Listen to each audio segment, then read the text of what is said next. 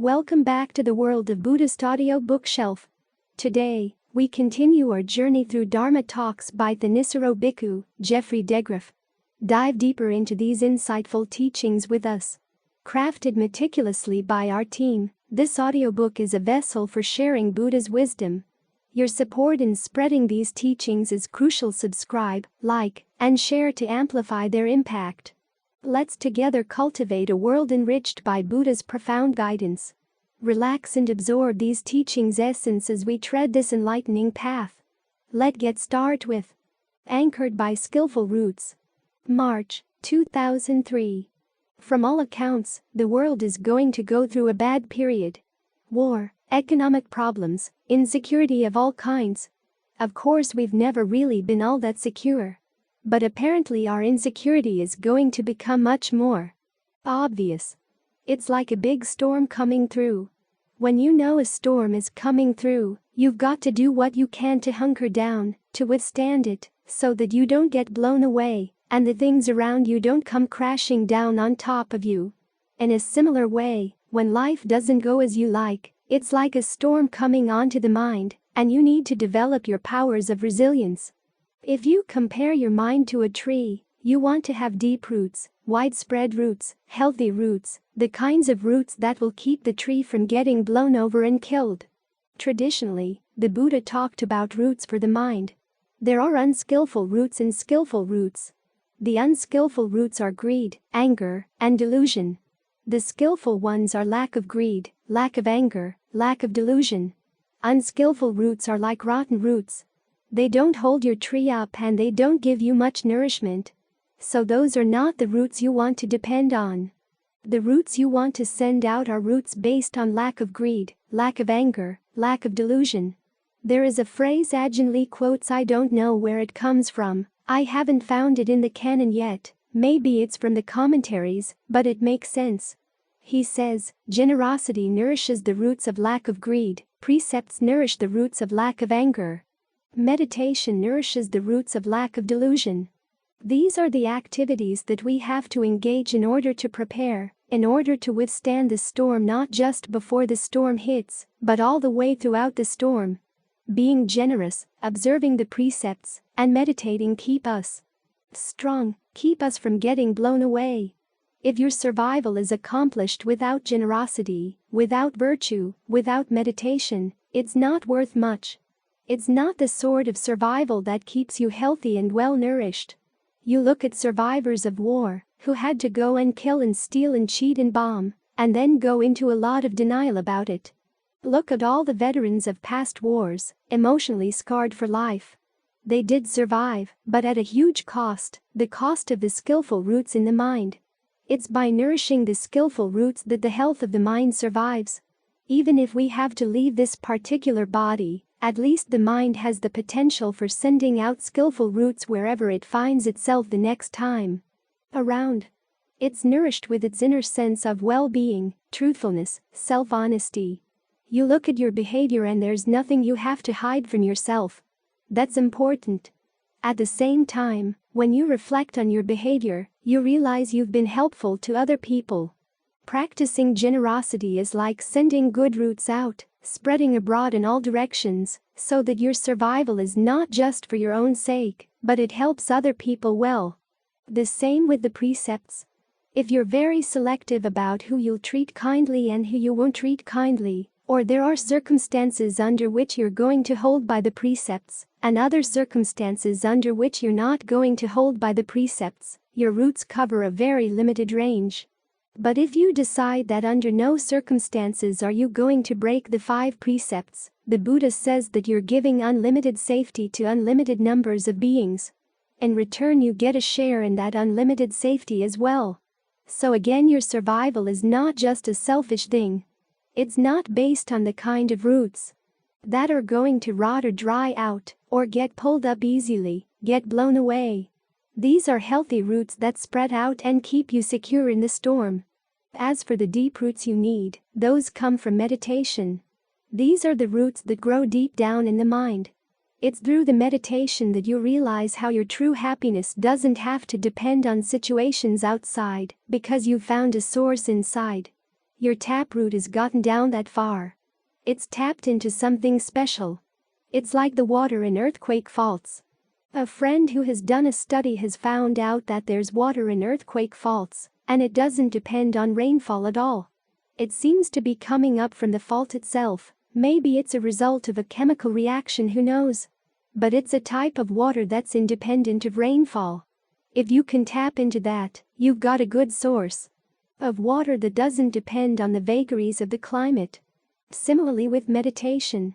When you've got a taproot that goes way down into the mind in terms of concentration, in terms of discernment, you find a source inside that's nourishing.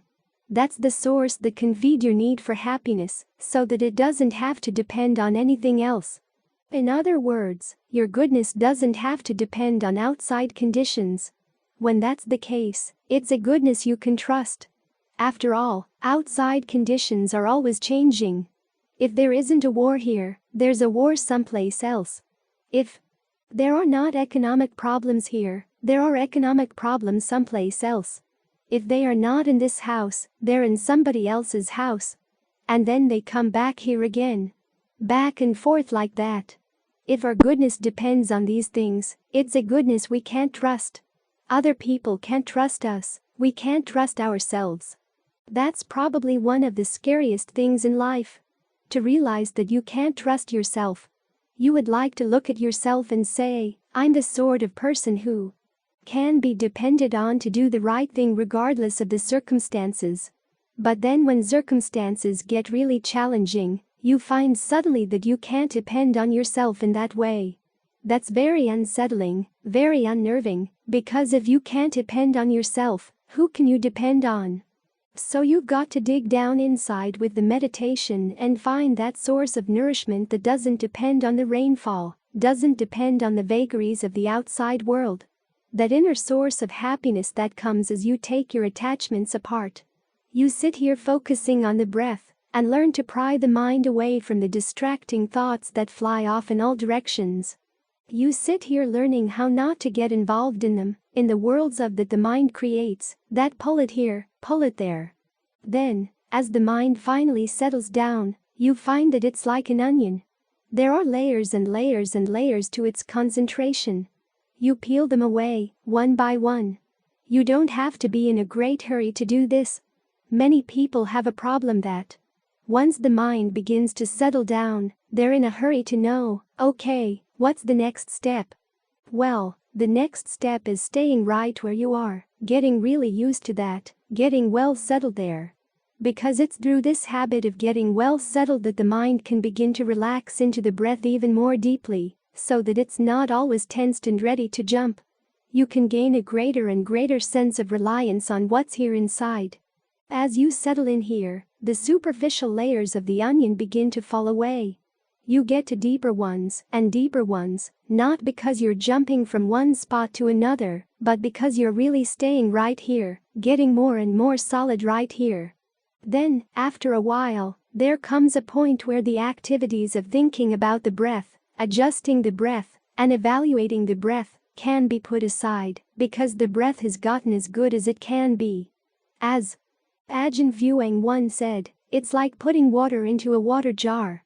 You put it in bit by bit by bit, but there comes a point where you can't add any more to it. It's as much as the jar can hold.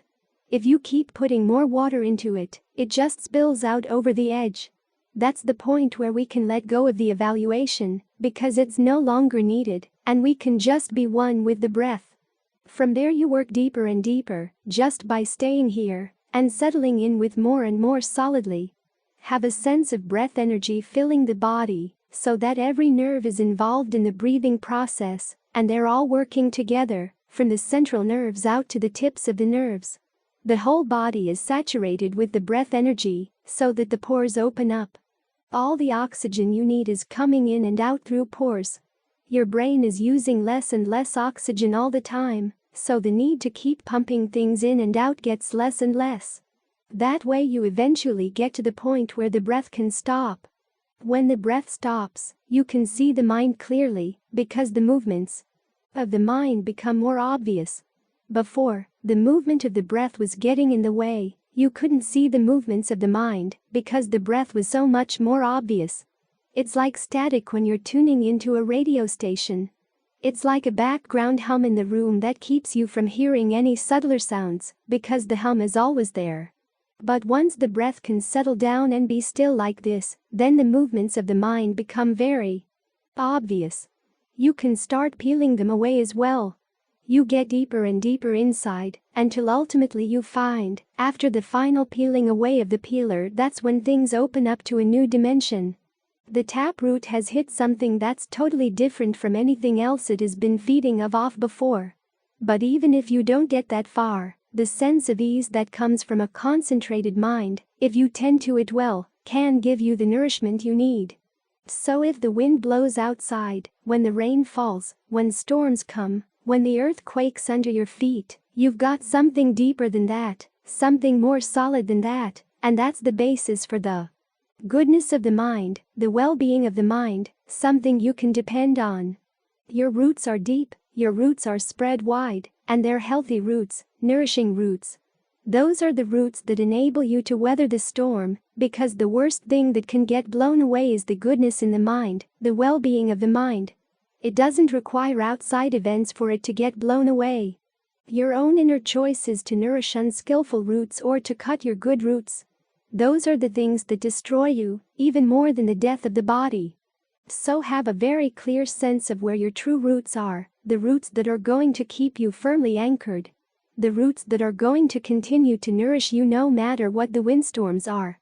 The roots that make it worthwhile to survive, to keep going. Survival in the sense of the goodness of the mind. That's your primary survival. As the Buddha said, the heedful never die. The goodness in the mind never dies. People who are heedless, who don't look after the proper roots, the skillful roots, those are the ones who are already dead. So when you have a clear sense of what it means to survive in the true sense, and what the roots are that are going to keep it possible to survive, then it's a lot easier to hold on. We always talk about the practice as one of letting go, letting go. Well, you do let go of the unskillful roots, you let go of the things that would come crashing into you from wind and pull you away. You let go of those things. But you hold on to your skillful roots because they keep this vital connection to your inner nourishment going. Holding on in this sense is what keeps you alive. Limitless Thoughts. December 20th, 2003. Every evening before the meditation, we have that chant of goodwill. Goodwill for ourselves, goodwill for the people around us. But it's not just a chant. We're trying to develop the attitude that goes along with the chant, really wishing for your own true happiness, wishing for the true happiness of the people around us. Because this is one of those thoughts that doesn't need to have a limit. However much true happiness you gain, you're not taking anything else away from anyone else. However much they gain, they're not taking anything away from you. It's good to be able to put the mind in an unlimited state by thinking of unlimited things like that. The Buddha talks about greed, anger, and delusion as things that make a limit. Pamana karana is the Pali term. As long as we allow greed, anger, and delusion to hold sway over our minds, we're limiting ourselves. Then there's a whole question of self-identification. That too is a limit. The Buddha says that whatever you identify as yourself, that's a limit on you. If you identify with your body, you're suddenly limited to your body. If you identify with your feelings, perceptions, thought constructs, consciousness, you're limited by those things as well. So as we're meditating, we're trying to strip away the limitations we place on ourselves, for those limitations are much more confining than the ones that other people place on us. We counteract these limits with limitless thoughts, starting with thoughts of goodwill or any of what they call the sublime abidings or limitless attainments.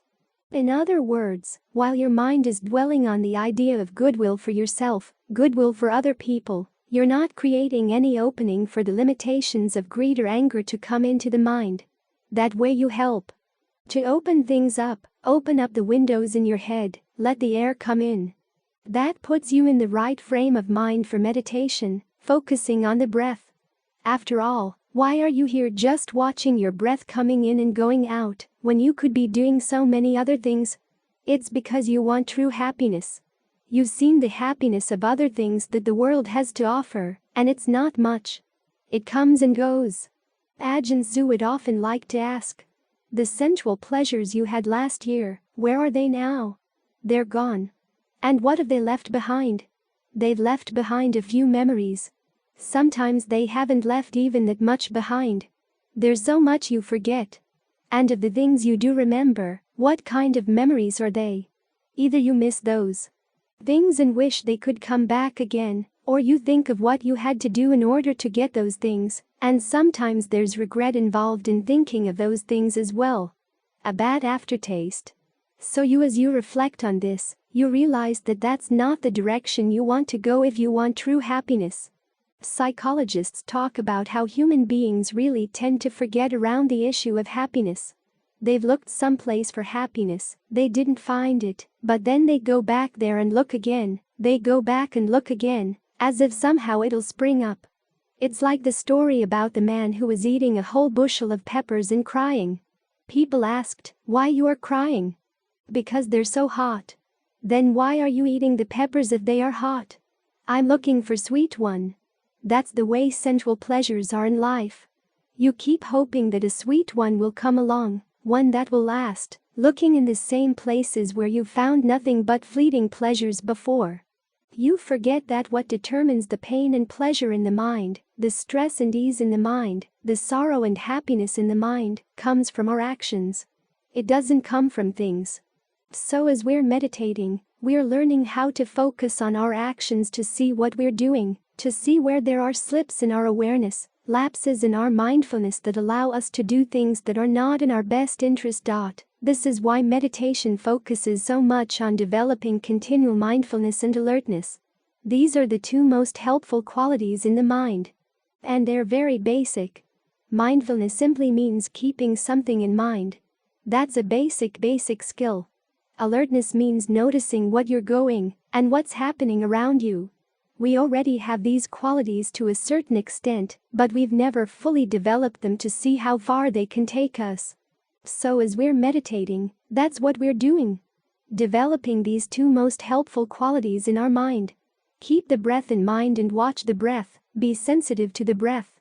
The more sensitive you are, the more you'll see, not only in terms of the breath, but also in terms of the mind. Because alert sensitivity requires being fully present and also being very open to noticing what's coming in through your nerve endings. Think of all the nerves in your body opening up. Keep that picture in mind for a little while. Throughout the brain and all the way down to the feet, down the shoulders and arms, out to the hands. Think of your whole nervous system opening up. Then notice what you sense in terms of the breath, how the process of breathing feels. In order to do that, you have to be fully present. In being fully present, you bring all of the mind along with you. When you're not really paying that much attention to the present moment, there are lots of little hidden corners where other things are going on, and they fragment your attention. But the more fully you can immerse yourself in the present moment, the less room there is for those hidden corners. This is why being fully sensitive to the breath also allows you to be more and more sensitive to the mind. The mind becomes more fully here so that you can observe it, so that you begin to watch it in action. The Buddha's approach to dealing with the problems in the mind is not so much tracing things back to what you did as a child, as they do in psychotherapy. He has you focus more on looking at your habits right now, as they keep coming back again and again and again. You don't have to ask, what happened when I was a child, why did this happen? You just have to look at what you're doing, to see the unnecessary suffering you're causing yourself. Or you can keep an eye out for any lack of openness and honesty in the mind. What's that doing to the mind? Do you want to do that? Do you continue wanting to do that as you see the stress that it's causing? Sometimes this may seem threatening, opening up these hidden boxes, but as you're dealing with the breath, working with the breath, making it comfortable, you're also developing an attitude of gentleness, being gentle with the breath, not forcing it too much, just allowing it to feel really good. And that gentleness, as Ajahn Zu used to say, is a paradoxical gentleness. The gentler you are with the breath, the more solid the mind gets. The more solid the mind is, the more you can really look into what's going on, with a gentleness that doesn't scare these things away, and a solidity that doesn't get swayed by them. That way you don't have to be afraid of the things that get dug up. You don't have to deal in denial. You can acknowledge, yes, there is the mind. If it's something you can deal with right now, you do it. If you realize you're not up for that yet, well, at least you know it's there. You can be confident that as you develop the meditation, you'll eventually develop the skills to deal with whatever comes up. So watching the breath is a simple exercise, but it does a lot of good things for the mind. It puts the mind in a really good place, so that we can see what you're doing. We get into the present moment not because the present moment is a wonderful moment. After all, a lot of things that happen in the present are not wonderful at all. But the present moment is an important moment because it's where we're making decisions that shape our life. Decisions that were made in the past are things you can't change anymore. They are done. Decisions that you're going to make in the future will depend a lot on what you're doing right now. So this is the most important place to be. The world tells us that things other people are doing on the other side of the world are the most important thing going on. But you don't have to believe that, because your world is being shaped by your actions right now. You want to understand this process of acting. What does it mean for the mind to act? What's the difference between a simple event in the mind, the appearance of a feeling, and an action, the intention? How are intentions formed? What goes into that process? What kind of perceptions, what kind of questions do you ask yourself? What kind of contact in the mind and the body forces your decisions? Often you'll catch yourself doing something, and you'll say, wait a minute, what did that come from? The decision seemed to be made by itself, and little tiny things triggered it. That's what you've got to look into, so that you can be more sensitive and actually see the trigger. Often the trigger, on closer inspection, won't seem worth it. Why on earth did that trigger spark that intention, spark that action? This is probably one of the scariest things about our own minds. Our minds are shaping our lives, and yet we don't know how and why they're doing it. As meditators, we're putting ourselves in a better position to see the how and to see the why, and get more control over what those actions are. But before you can see the movements of the mind, you have to be very still. This is how we get the mind into that stillness. Focusing on the breath, being mindful of the breath, being alert to the breath. Try to immerse yourself in the breath as much as you can in the present moment. The more immersed you are, the more difficult it is to pull away and start wondering about someplace else. So allow yourself to be immersed totally in the body right here, right now. Breath coming in, breath going out, whole body breathing in, whole body breathing out. Aware of the whole body, the whole nervous system opening up, all your blood vessels, all the little tiny muscles in your blood vessels. Allow them relax, so that the breath energy has a free rein to flow anywhere in the body at all. This is a very immediate way of showing goodwill to yourself, because it's both a good place to stay, and it's a process of developing the mindfulness and alertness you're going to need to learn even more as the meditation progresses. Trustworthy judgment. March 8, 2006. One of the basic principles of the practice is that we take refuge. Formally, this is called taking refuge in the Buddha, the Dhamma, and the Sangha. This is why we have those chants about the Buddha, the Dhamma, and the Sangha every evening, to keep our refuge in mind. We think of them, we think of the Buddha's life, the lives of the members of the noble Sangha. We think of their qualities. And it's not so much that we take refuge in people way in the past. We take their qualities and try to develop them in ourselves right now. The Buddha was wise. So we try to develop our own wisdom. The Buddha was pure in his behavior, so we try to develop purity in ours. The Buddha was compassionate, wanting true happiness for himself, true happiness for all living beings, so we try to develop compassion as well, for ourselves and for the people around us. Only when we've developed these qualities in our minds do we really have a refuge. Because there's another principle in the teachings. That you have to be your own refuge, your own mainstay. The only way you can do this is by developing reliable qualities in your mind. Most people can't really depend on themselves. They say they want happiness and then they turn around and do all kinds of things to cause misery. They want peace, but they create war. They want the world to be a good place to live in, and yet they make a mess of it. This is called being a traitor to yourself. And yet that's the way most people live, because they haven't trained their minds. It's only when you train the mind that you can learn to depend on it. It's like training an animal. If you have an untrained dog in your house, it causes a lot of problems. It's going to pee on the rug and create messes all through the house. You tell it to come, and it doesn't pay any attention. You tell it to go sit, go to bed or whatever, it doesn't any attention at all because it's not trained. Well, the mind that's not trained creates a lot more problems than a dog. It can mess up your whole life, not just your house.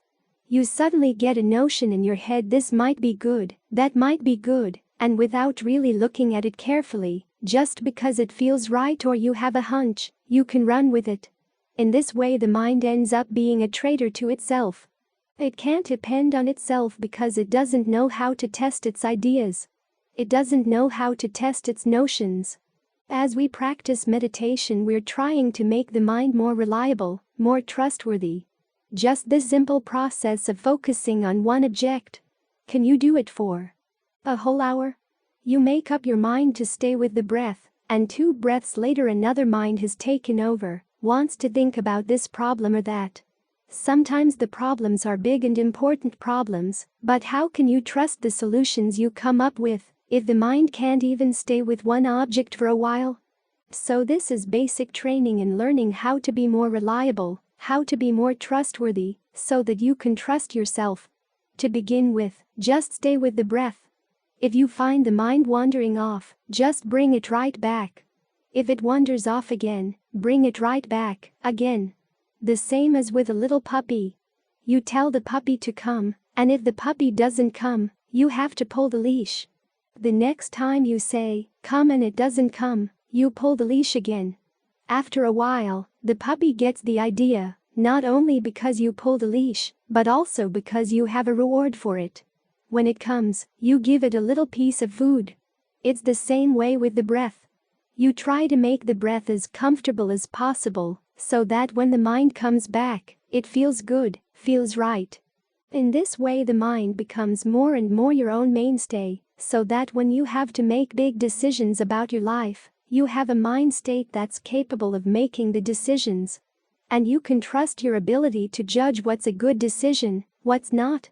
This requires all of the skills involved in concentration, mindfulness, alertness, discernment, tranquility. If an idea comes in your mind, you don't get swept away. You watch it for a while. You think about it. If you were to make that decision, where would it lead you? Go through the steps.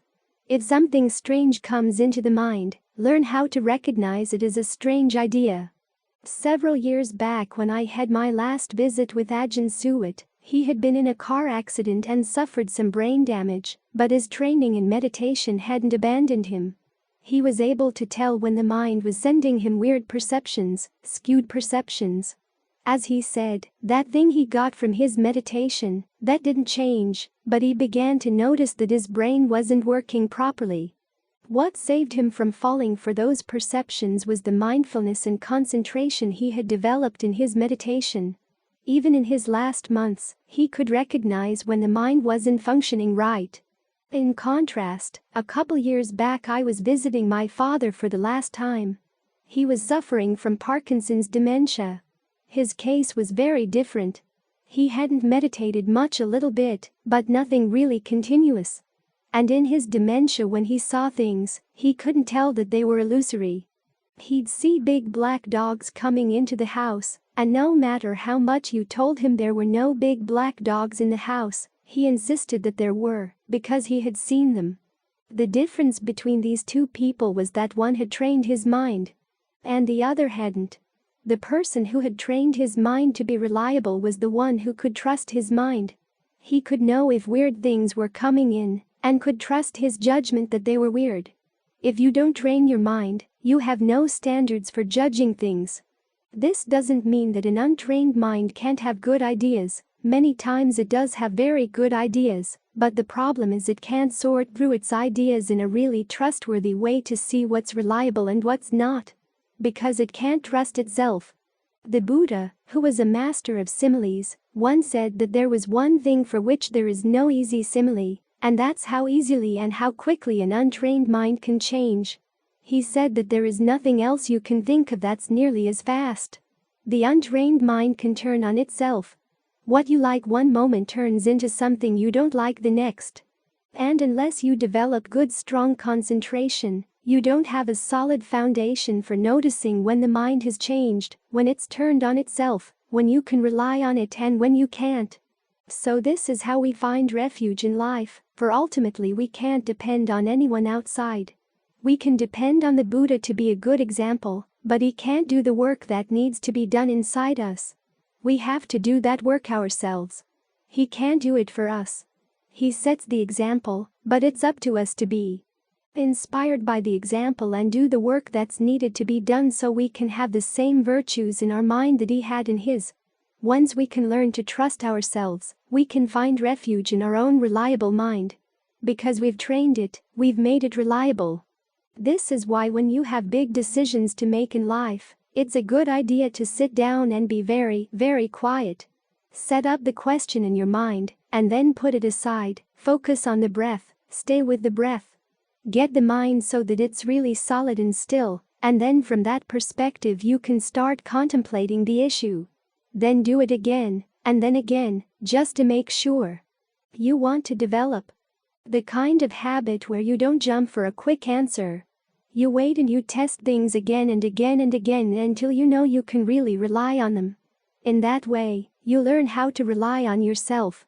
So make sure as you're meditating that you don't become a traitor to your initial intention. The intention is to stay here with the breath, make it comfortable, make it a good place to stay. Learn to simply put aside anything else that comes in the way. That way you can begin to see through all the tricks that the mind uses to deceive itself. And that ability to have a steady gaze, a penetrating gaze through all the subterfuges of the mind. That's where you're going to find your refuge. That's where you can begin to find what's certain in life. Informing the whole committee. March 16, 2006. One of the strangest things about the mind is that it talks to itself. You'd think that if the mind were a single thing, it wouldn't have to talk to itself. Everything it knows, it would know, without having to communicate. But the fact is there are a lot of different power centers or knowing centers here in the mind. It's like a committee, and the different members have to send messages to one another. They have to inform one another of what's going on. Sometimes, one part of the mind will know something, and another part won't know. Part of the reason for this is that we actually build walls inside the mind.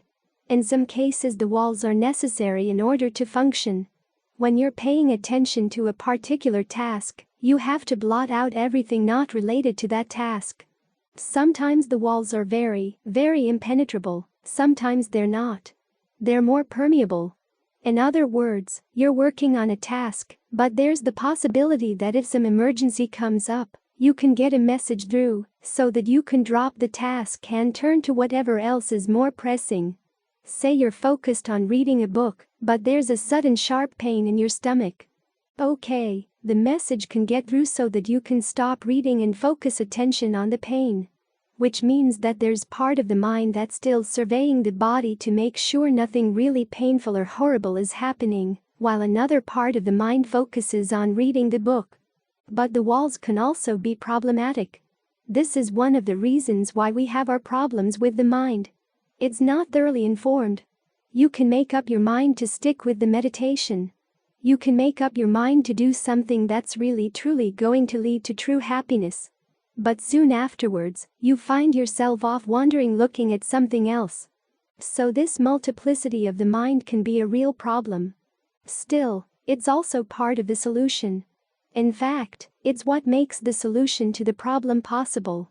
If the mind were a totally monolithic thing, if your sense of self were monolithic, you'd play right into the hands of that question of how is it possible for something that's so unskillful and so ignorant to gain knowledge?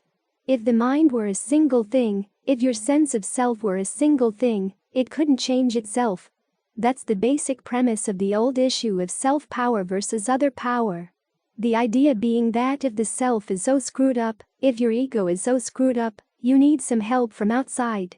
It's only through surrendering yourself to some outside power that you'll be able to find true happiness, or to save yourself from yourself. This is the basic premise in a lot of the Mahayana, in the Pure Land schools. You need the saving grace of Amitabha or some Buddha outside to come and save you, because your ego is so corrupt that it can't possibly abandon its corruption. Any of the forms of religion that require you to focus on an outside power to come in to save you have as their premise the idea that yourself is a single solid thing that's corrupt and can't possibly save itself. That's where the question of self-power and other power gets born. But the fact is that yourself, your mind, your ego, is not a single thing. There are lots of different selves, lots of different minds, lots of different egos going on here. This committee going on here. It's because it's a committee that you can change yourself. One member of the committee can look at another member of the committee and say, your policy isn't working, your strategy isn't working. You've got to change. Because there is no one overarching sense of self, the different members of the committee have learned that they've got to listen to one another. The people in whom the different members of the committee don't listen to each other, they get schizoid. The normally functioning human being has different parts of the mind, and they listen to one another, and they know they have to listen to one another in order to function. This is what makes the practice possible. The difficulty simply is in taking the side of the mind that wants to practice, that wants to meditate, that wants to stay focused on the breath, and giving that member of the committee strength, so it starts having influence over other members of the committee, so they all can sit down together. So when someone asks us what kind of Buddhism we are practicing here, whether we're the other power kind or the self-power kind, the answer is neither. It's the committee power kind. You can apply this point immediately as you focus on the breath. There will be part of the mind that's intent on actually doing the work, focusing on the breath. And you notice there is another part of the mind that's watching, that can be alert both to the breath and to the conscious effort to stay focused. So learn to make use of that observer. That's the observer that allows for alertness, get all these different parts working together. The intention to stay with the breath, the ability to remember that intention, then the part of the mind that watches. Once you've got those three parts working together, then there is going to be progress. They help one another along. And the more they learn to cooperate, then the more they are going to be able to get other parts of the mind in this together. So more and more members of the committee sit down and participate. You notice when the Buddha describes the process of meditation, it's not one quality acting alone that's going to make all the difference. He never said all you need is mindfulness, or all you need is concentration. It's always clusters of factors. It's in the clustering that we gain strength in the practice. So don't be surprised when you find that there are lots of different voices in the mind, or there's parts of the mind that know, and other parts that don't know what's going on. That's to be taken for granted. And he said that's part of the problem, but it's also part of the solution. Once you understand what the actual problem is, then you can work on gathering more and more members of the mind. The part that wants immediate gratification, well, you give a little something to that by making the breath comfortable. The part that gets easily bored, you give something to that by asking yourself questions about the breath, exploring this whole issue of the breath energy in the body. The part that wants to talk, well, you give something to talk about the breath. If you're skillful, you can give all these different voices, all these different urges some form of gratification, so they're willing to pitch in with the effort. And as with any task, the more people you have working on the task, the quicker it gets done. So think of this as a group effort. You keep surveying to see which parts of the mind are not getting in on the effort. You can see what you can do to get their cooperation. Because it is this way, bit by bit, we get more skillful in this whole issue of trying to find a way out of suffering. We catch ourselves in different ways of creating suffering, and learn to convert the various tendencies of the mind to this one goal, so that when there is a state of oneness in the mind, it's one in a good way, it's one on the path. And then when it's one, you can really teach it. This is why concentration comes before discernment. And there is an element of discernment that is needed for the concentration itself. But the discernment that's actually going to break through the mind's misunderstandings has to be based on getting as many members of the mind in on the message. I mean, you can read a book and learn all about the basic teachings. And then as you put the book down, you find that you forget about them. Or even if you remember them, you start acting in other ways. You go back to your old habits. It's because not all the mind was there. You want to bring your full attention to the breath. You want to bring your full attention to this issue of getting the mind gathered in a comfortable place. And the more the different factions, the more the different committee members are there, then when the message comes and they're all in a mood to listen, that's when it has a very pervasive effect on the mind. In many cases, the insights that really make a difference in the mind are not anything new, nothing you've never heard before. It's simply that not everybody was there to listen, not everybody was there to see the truth of that particular insight. Once you've got the whole mind gathered together, then one single message can seep through everything. This is why as we are meditating, it's not just a matter of getting the mind focused, the body's got to be involved as well. That image in the canon of taking the sense of ease and pleasure that come from the concentration, that come from a comfortable breath and allowing it to permeate throughout the body, working it, kneading it throughout the body, so that every part has a sense of belonging to the concentration, that's really important. Without that, the messages don't get thoroughly transmitted. Some parts of the mind will hold back. But when everyone's working together, when everyone's feeling a sense of ease, gratification, and fullness, then they all hear the lesson.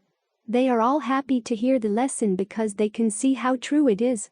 This particular insight that you gain really does make a difference, really does cut through ignorance, really does cut through this problem of random members of the committee causing problems.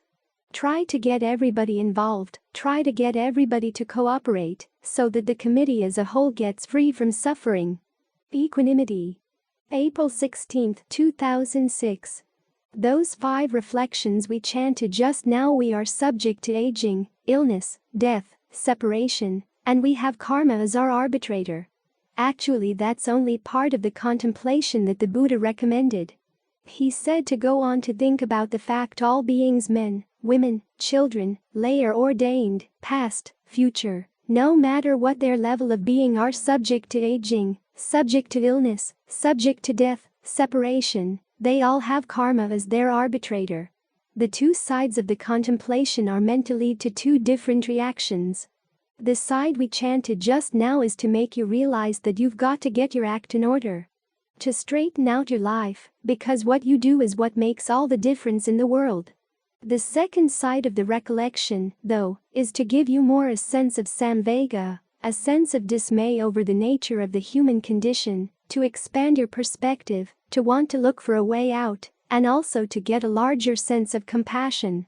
When you realize that everybody is subject to these same problems, it gets you thinking in terms of the sublime abidings, the Brahma Vihara's limitless goodwill, not just for your friends and family, but for everybody, because everybody is subject to these same problems. Limitless compassion, appreciation, limitless equanimity. We're not the only ones subject to aging, illness, and death. The Thai translation of this passage is interesting. It says that aging is normal, illness is normal, death is normal, separation is normal. We forget about that. So it's good to expand your perspective to realize how normal these things are. There's that famous story of the woman whose child died, but she couldn't accept the fact that it was dead. She went around asking people for medicine for her sick child. So people sent her to the Buddha. The Buddha said, "Okay, it would be possible to make a medicine for your child, but it has to be made out of mustard seeds." Well, mustard seeds are easy, they were the cheapest thing you could find in India. But he said, it has to be mustard seed from a family where there has never been a death. So the woman goes from house to house to house, asking for mustard seed. Everybody's willing to give her mustard seed, but when she adds the conditions, they say, "Oh, no, we've had a death. My mother's died, father's died, grandparents, aunts, uncles, cousins, children," and after a while, it hit home. Her child was dead. She was willing to accept the fact because she realized this was a normal part of the human condition.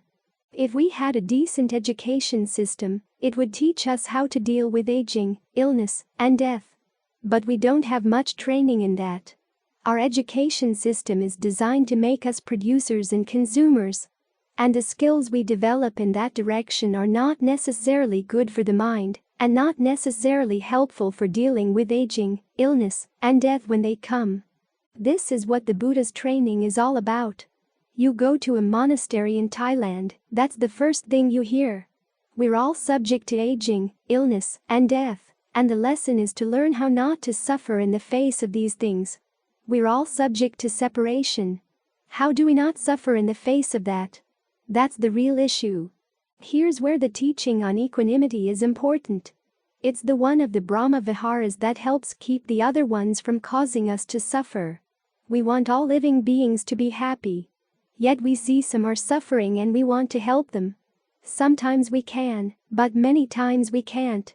That's where equanimity has to come in. Put your mind in a larger frame of reference that we are all subject to our actions. So the question is, what can you do? Equanimity doesn't teach there's nothing you can do.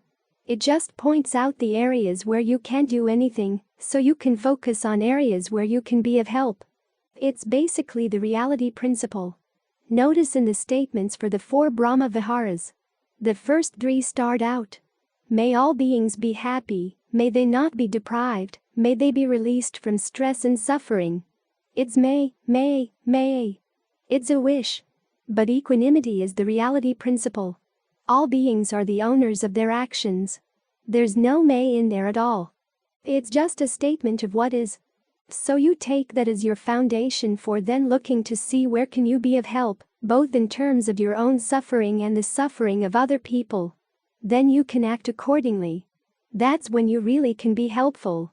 One of the principles of equanimity is to just accept the fact that aging, illness, death, and separation are normal. The question is how not to suffer. That's what you can do something about. You know the old story about the man shot with one arrow who then shoots himself with another arrow. The first arrow is the suffering that comes as part of the way we live, the nature of having a body, of having a mind. These things are inconstant, stressful, not self. That's the first arrow when pain comes up. But then there's that second arrow. It's not just another arrow.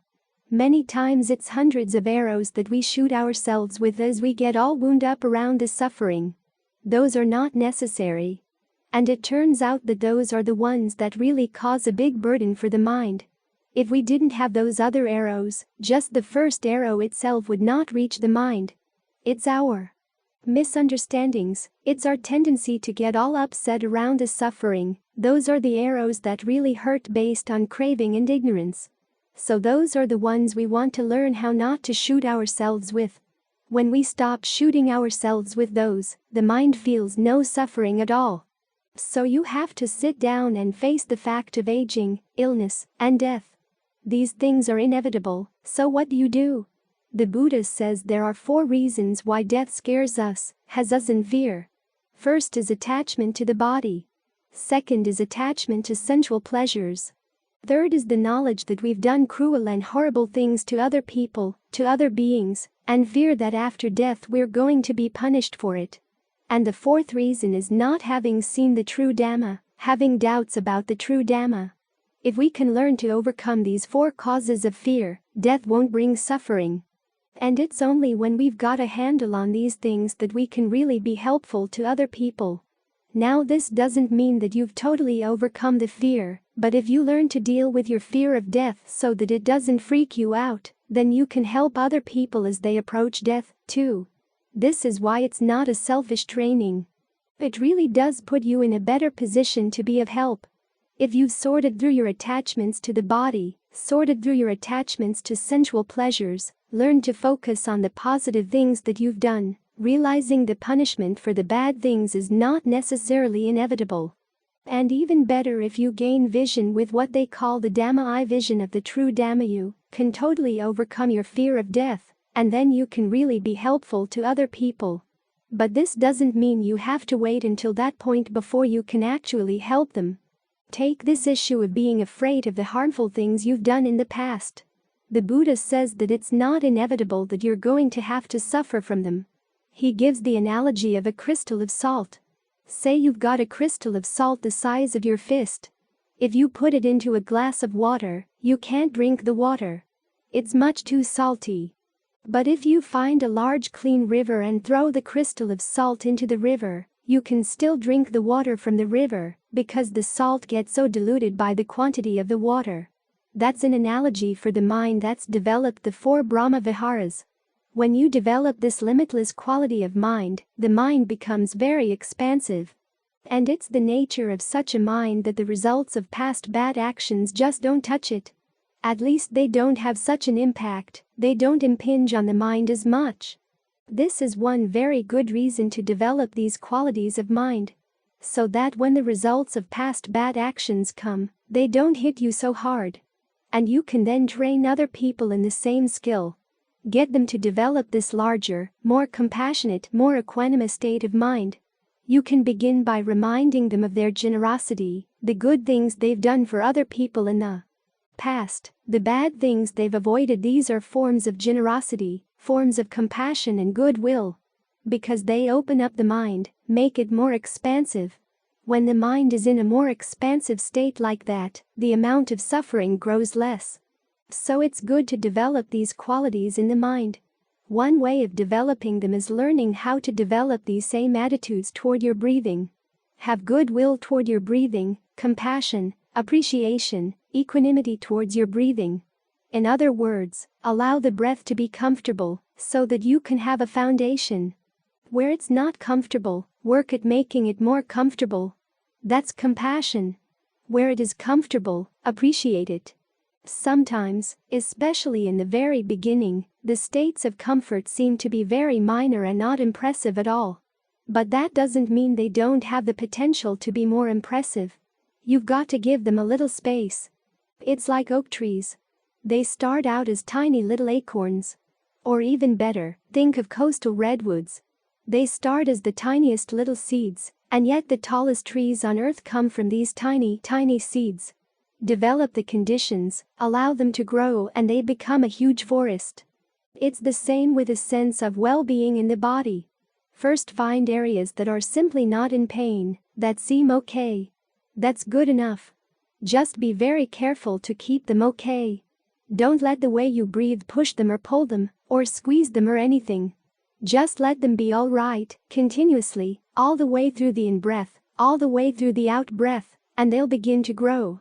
They develop a sense of fullness, and then you can allow that sense of fullness to expand throughout whatever parts of the body can pick it up. As for equanimity, when there are areas that you can't improve, develop equanimity for those. Focus instead on the areas where you can make a difference.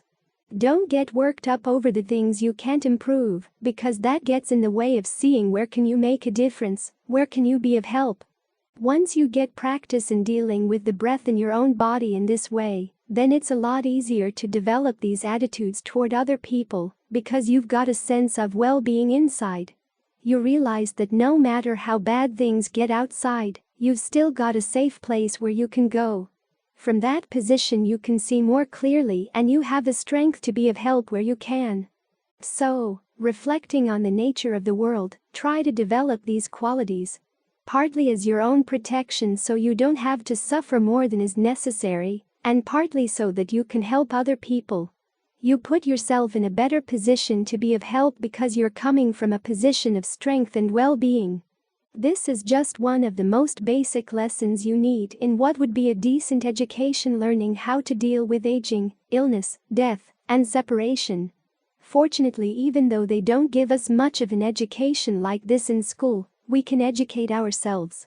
As today's session concludes, we invite ongoing participation. Just as Buddha encouraged sharing his teachings for the greater good, we urge your involvement. Help spread these profound teachings universally by subscribing, liking, and sharing. Your active participation ensures these invaluable insights transcend barriers. Embrace this opportunity to ignite positive change and nurture empathy. We eagerly await your presence in future episodes, joining hands to illuminate minds and foster compassion worldwide.